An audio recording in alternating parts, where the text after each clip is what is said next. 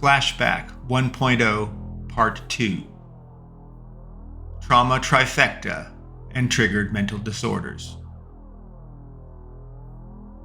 Well, Caselli's lost rights list to me seemed stupid and long, especially given I was not insane. The system was insane. What the heck? I am being judged as insane? Again, the system is what was insane. Caselli wants me to embrace his truth, and not think for myself and be shown the truth. But again, if I push back, they will assert that that demonstrates my refusal to accept the truth of reality, and thusly I am insane. Well, it seemed to me they created a no-win situation for psychiatric patients without rights. And they make sure you have no rights upon admission. I do say to anyone sarcastically, nice. Not. Dr. Caselli seemed to talk forever, as if he loved hearing himself talk. Such brilliant wisdom, words of genius and ideas. I believe he intended to impress himself more than he sought to impress others around him. He diagnosed, I believe, Richard, these 3 traumatic events culminated in the moment that things went off the proverbial rails for you, resulting in mental disorders manifesting in your neurodegenerative brain. Your house explodes, causing PTSD. Your aunt dies, amplifying emotions surrounding the recent deaths. You lose your job, which induces anxiety and very high stress. The trauma trifecta triggered and unlocked your suppressed schizophrenia and bipolar and obsessive compulsive and possibly other disorders. Caselli seemed to grin as he spoke so authoritatively. Before we go further with your childhood memories, let's jump ahead to the events surrounding these 3 close-in proximity traumatic events. I would like to talk about your house exploding, Richard, the death of your aunt, and losing your job all within weeks of each other. Please share what you recall of these events leading up to and after your home was destroyed in what I understand was an apparent natural gas explosion.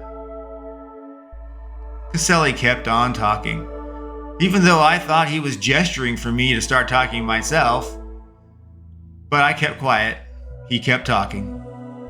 Before you get started, Richard, I noted you excluded the death of your aunt from your recently deceased family list, but you did include her in your induction interview.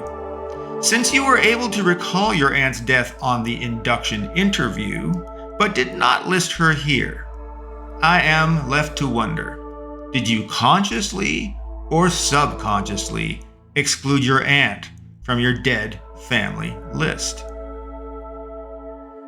And Caselli kept talking even more. I have delved into your leaving your job as a studio director at Microsoft, Richard. With a court order, I obtained your severance details. You resigned under a dark cloud, Richard. You and an executive vice president did not get along, and he, being in a much more senior position than you, was able to encourage you to resign by creating a hostile work environment and ultimately what you termed a constructive dismissal situation. In other words, Richard, some might think you were soft-fired versus your interpretation and statement that you resigned on principle to pursue independent developer opportunities. This is all in your file, Richard. Since the independent developer route, I can only assume, did not work out, I suppose we have supporting evidence that you were, in fact, soft-fired, and that you did not resign by plan. And yes, Caselli continued to talk.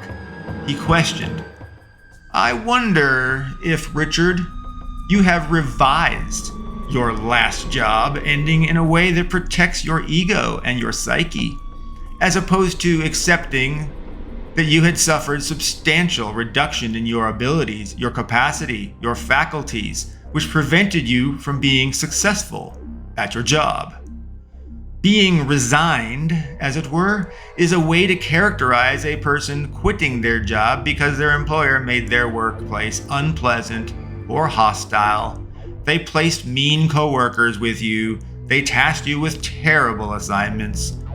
They may have reduced or removed your authority and independence, and so forth, making it all untenable to remain there.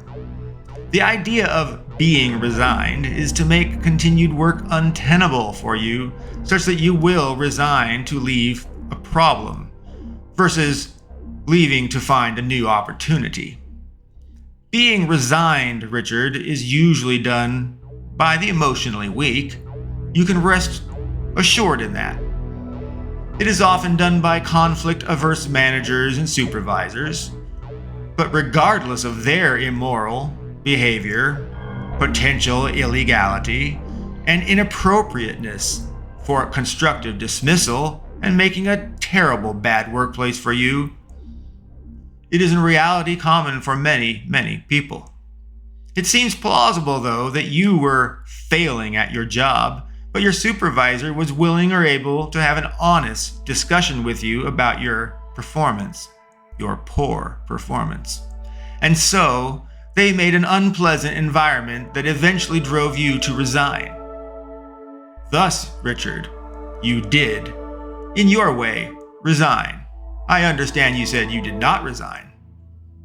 But I say again, Richard, you were resigned by your supervisor. Caselli continued to talk, but now somewhat more gravely. Richard, you have attributed your compartmentalizing abilities as cornerstones to not only survival of your described hell difficulty, childhood, but to your very success in life.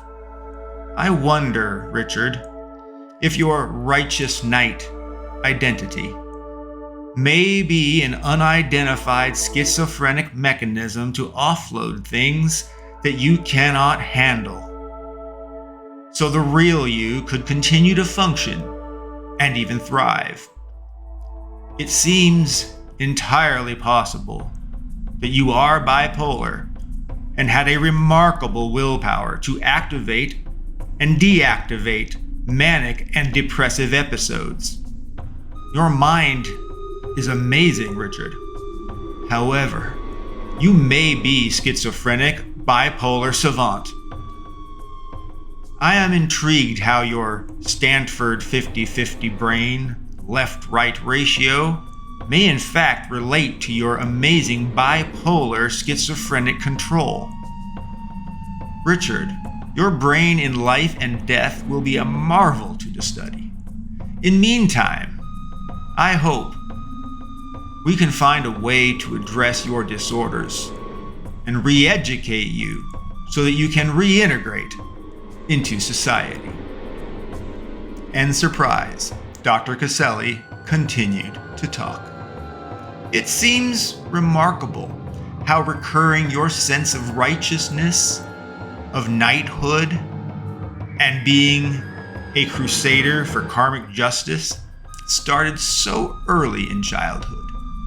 Even as a toddler, you were clearly wired to think that way, Richard, not just the result of nurturing or environmental influences.